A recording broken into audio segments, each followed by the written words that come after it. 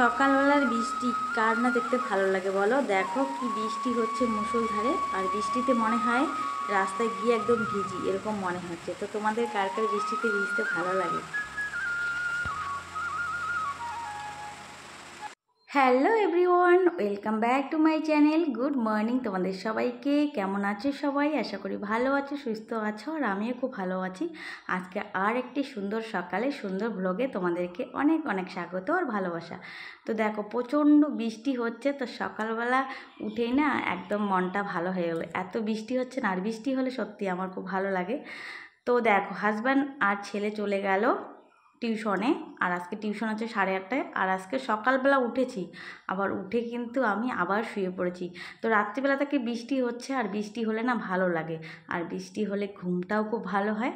তো সকালবেলা উঠেছি, আর আজকে হলো রবিবার, তো সেই জন্য কী করেছি, সকালবেলা উঠে আবার শুয়েছি। তো এখন বাজে 8টা বাজে, তো ছেলে চলে গেল, আর এখন এই যে সংসারের কাজকর্ম শুরু করে দিলাম।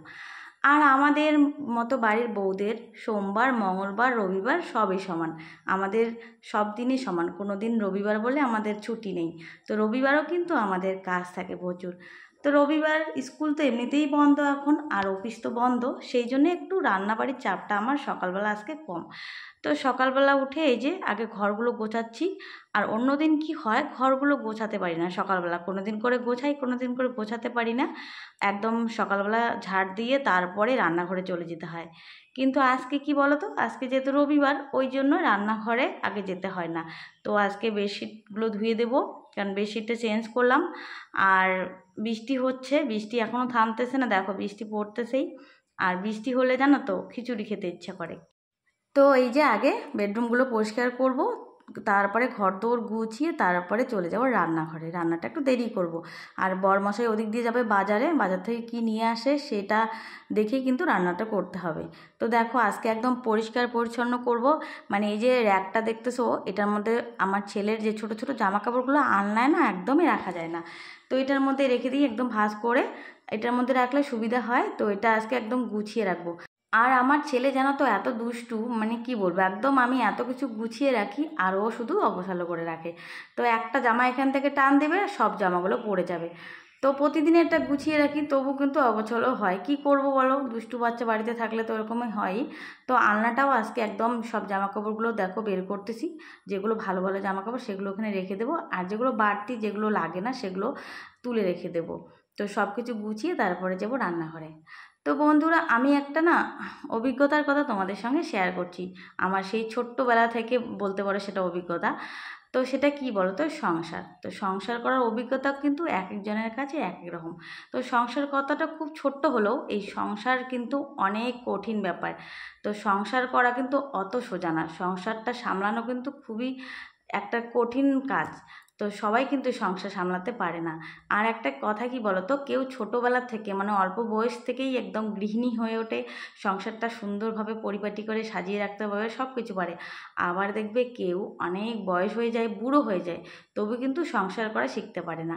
তো যাই হোক, আমার কিছু অভিজ্ঞতার কথা তোমাদের সঙ্গে শেয়ার করব। আমি কতদিন ধরে সংসার করতেছি, আর সংসারের জন্য কি কি করেছি, আর আমার সংসার করতে গিয়ে কত কিছু পার করতে হয়েছে। তোমরা যেটা আজকে দেখতেছো, যেটা দেখে মনে হচ্ছে খুবই সহজ সাধারণ ব্যাপার, মনে হচ্ছে আমি একদম রেডিমেড সংসারে চলে এসেছি আর একদম এত কিছু আছে আমার। তোমরা হয়তো দেখো আমার ভিডিওতে, দেখো অনেক কিছুই তো আছে, কোনো অভাব নেই, কিন্তু না, এর পিছনে অনেক বড় কাহিনী আছে। সবার জীবনে একটা না একটা কিন্তু স্টোরি থাকেই। তো আমরা শুধু বাইরেটা দেখেই অনেক কিছু চিন্তা ভাবনা করি, অনেক কিছু ভেবে রাখি, কিন্তু এটা করা একদমই ঠিক না। মানুষকে বাইরে থেকে দেখে বোঝা যায় না। আর আমার জীবনের অভিজ্ঞতা বলতে পারো একদম ছোটোবেলা থেকে, খুব কম বয়স থেকেই আমি সংসারটাকে চিনতে শিখে গেছি। সংসার কী জিনিস সেটা কিন্তু একদম ছোট্ট বয়স থেকেই বুঝে গেছি, যে সংসারটা কত কঠিন ব্যাপার, সংসার করা অত সোজা না। তো সংসার করতে গেলে, একটা সংসার সাজাতে গেলে কিন্তু অনেক দুঃখ কষ্ট, অনেক কিছু তোমার সামনে হাজির হবে, আর সেগুলোকে কিন্তু তোমাকে পার করতে হবে একা একা। তো বন্ধুরা, আমার জীবনেও এমন অনেক কিছু হয়ে গেছে যেটা তোমাদেরকে দেখাতে পারতেছি না, কিন্তু আজকে ভাবছি তোমাদের সঙ্গে শেয়ার করব। তো আজকে যাই হোক, ভগবানের আশীর্বাদে আর ধৈর্য ধরেছি বলে হয়তো আজকে একটু ভালো আছি। তো একটা কথা কি বলো তো, কোনো কিছু করতে গেলে না অনেকটা ধৈর্য ধরতে হয়, আর ধৈর্য যদি তোমরা হারিয়ে ফেলো তাহলে কিন্তু কোনো কিছু করতে পারবে না। তো দেখো, এই যে আমরা সাধারণত ভিডিও করি, তো ভিডিও কিন্তু প্রতিদিনই আমাদের ভিউজ হয় না সেরকম। কোনো দিন একটু ভালো ভিউজ আসে, সেদিন কিন্তু মনটা আনন্দে ভরে যায়। আবার যেদিন দেখবো ভিউজটা ডাউন হয়ে যায়, তখন কিন্তু মানে মনটা ভেঙে যায়, মনে হয় যে আর করব না। তো এই করব না, এই আত্মবিশ্বাসটা হারালে কিন্তু চলবে না। তো ভালো জিনিসটা দেখে কিন্তু এগোতে হবে, যে আমার ভালো কিছু হয়েছে সেটা দেখে কিন্তু এগোতে হবে। তো সংসারটাও কিন্তু এরকমই, সংসারে ভালো মন্দ সব কিছুই থাকবে। তো খারাপটা দেখলে কিন্তু আমরা সংসার করতে পারবো না, সংসারটা সাজাতে পারবো না। আর ভালোটা যদি আমরা দেখে এগোই তাহলে কিন্তু জীবনে আমরা অনেক দূর এগোতে পারবো। তো আমার বিয়ে হয়েছে একদম অল্প বয়সে, ছোট বয়সে। তোমরা তো জানোই, গ্রামে থাকলে গ্রামের মেয়েদের একদম ছোট বয়সে বিয়ে হয়। তো আমাদেরও সেরকমই বিয়ে হয়েছে। তখন আমার হাজব্যান্ডেরও অনেক বয়স কম, আমারও অনেক বয়স কম। আমরা না কিছু বুঝতে পারছি, ভালো মন্দ কিছুই বুঝতে পারছি না। তখন শুধু একটা একটা বয়সের মধ্যে ছিলাম, শুধু আনন্দটাই বুঝতাম, আর ভালো মন্দ কী হবে, সংসারটা কী জিনিস সেটা কিন্তু বুঝতাম না। কিন্তু যখন বিয়ে হয়ে গেল, বিয়ের পরে এসে যখন 2-4 দিন চলে গেল, তারপরে বুঝলাম যে সত্যি সংসার করাটা খুব কষ্টকর, সংসারটা খুবই কষ্টের। সংসারে যদি তুমি কষ্ট করে টিকে থাকতে পারো তাহলে ভালো, আর যদি না পারো তাহলে তুমি গেলে। তো সেই অবস্থা হয়েছে আমারও। আমার জীবনে অনেক ঘটনা ঘটেছে, তো সামান্য কিছু ঘটনা তোমাদের সঙ্গে শেয়ার করি। তো যাই হোক, আমার একদম 17 বছর বয়সে বিয়ে হয়েছে, আর 17 বছর বয়সে বিয়ে হয়ে এসে কিন্তু আমি সংসারে একদম কোনো কিছুই পাইনি, বলতে পারো একদম শূন্য হাতে এসেছি। আবার এই যে এখন দেখছো, তো শূন্যর থেকে ভাবতে পারো আমি শূন্যর থেকে কিন্তু 100 একদম কমপ্লিট করেছি। তো বন্ধুরা, জানো তো, অনেকে আছে অনেক বয়স হয়ে বিয়ে হয়, হয়তো সংসার করতে করতে বয়সটাই চলে যায়, বুড়ো হয়ে যায়, কিন্তু তবু না সংসার অনেক কিছু জানে না, অনেক কিছু বোঝে না। আবার দেখবে অনেকে খুব কম বয়সে বিয়ে করেও একদম মানে পারফেক্ট গৃহিণী হয়ে ওঠে। তো আমি দেখেছি, আমার মানে নিজের বোন আছে এরকম, আমার মাসিতো বোন, মানে সে আমার থেকে অনেক ছোট, অনেক ছোট বলতে অনেক কয়েক বছরের ডিফারেন্স, অনেকটাই ছোট। কিন্তু সে এখন মানে এতটাই এক্সপার্ট হয়ে গেছে, মানে সংসার করতে করতে সে এখন ঘরে বাইরে সবখানেই সামলায়, ঘরের কাজও করে, বাইরেও কাজ করে। তারপরে কোথাও বড় সড়ো অনুষ্ঠান হলে সবাই ওকে ডাকে, মানে ওর উপরে অনেকটাই ভরসা করে। আর কি বলতো, আমাদের মতো যারা গ্রামের মেয়ে, মানে গ্রামের মেয়েরা কিন্তু বেশি সাংসারিক হয়, এটা কিন্তু একদম সত্যি কথা। কারণ গ্রামের মেয়েরা না ছোটোর থেকেই সংসারটাকে দেখে আসে, সংসারে কাজকর্ম করে, সংসারের সব কিছু মাদের দেখে বড় হয়। কারণ মারা যেভাবে সংসার চালায় সবটাই কিন্তু দেখে, দেখে দেখে শেখে। আর সেই মেয়েদের কিন্তু শ্বশুর বাড়িতে এসে খুব একটা অসুবিধা হয় না, তারা কিন্তু সবটাই মানিয়ে নিতে পারে। তো আমিও যেমন আমার মায়ের কাছ থেকে অনেক কিছু শিখেছি। তবুও না, নতুন সংসার, শ্বশুরবাড়ি তো সব সমান হয় না। তো শ্বশুরবাড়িতে আসলে সব শ্বশুরবাড়ি কিন্তু সমান হয় না।